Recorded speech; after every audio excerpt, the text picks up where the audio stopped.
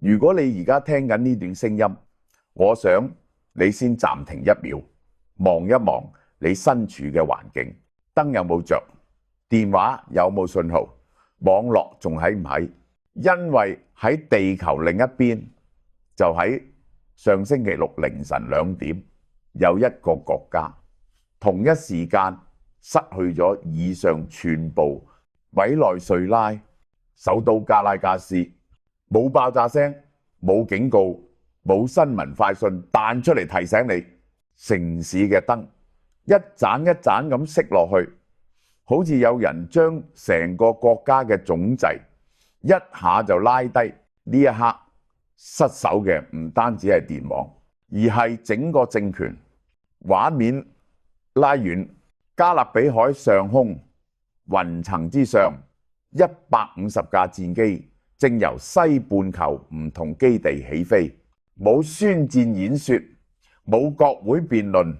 甚至冇外交照會，行動代號只有4個字：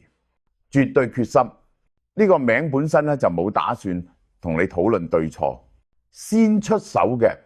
唔係飛機，而係網絡。美軍網絡司令部喺極短時間內全面切斷加拉加斯嘅電力、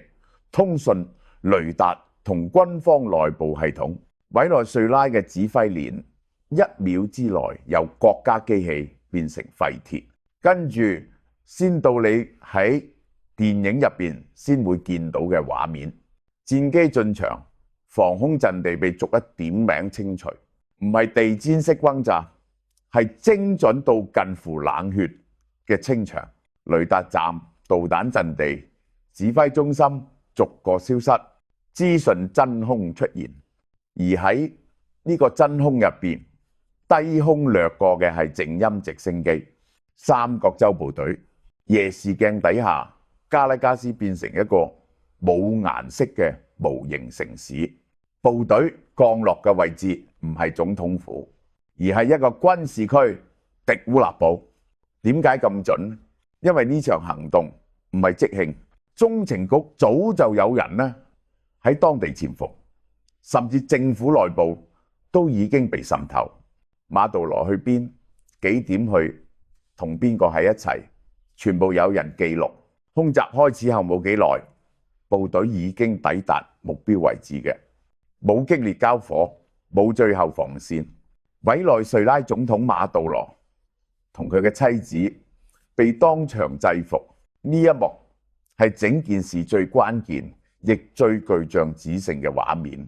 一個主權國家嘅元首冇被推翻，冇被彈劾，冇流亡，而係被外國軍隊直接帶走。蒙眼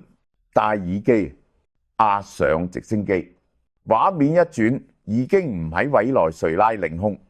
而係公海。直升機降落喺一艘美國軍艦甲板上，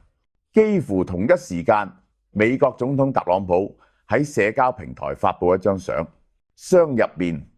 係馬杜羅被控制嘅畫面，冇長文解釋，冇外交語言，只係向全世界宣布一句：行動成功。由外國領袖到階下囚，呢個轉換用咗唔夠1個鐘。之後嘅發展更快，馬杜羅被轉送曼克頓，收押喺聯邦拘留設施等候提堂。白宮形容呢，今次呢係外科手術式打擊，令美軍陣亡，但最新數字顯示超過80人死亡，當中呢包括喺睡夢中被捲入行動嘅平民。到呢一刻，你應該會問一個問題：點解要做到咁盡？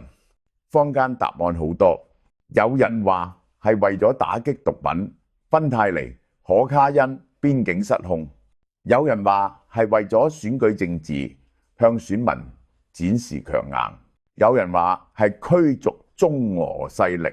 重塑西半球秩序；亦有人話係為咗民主。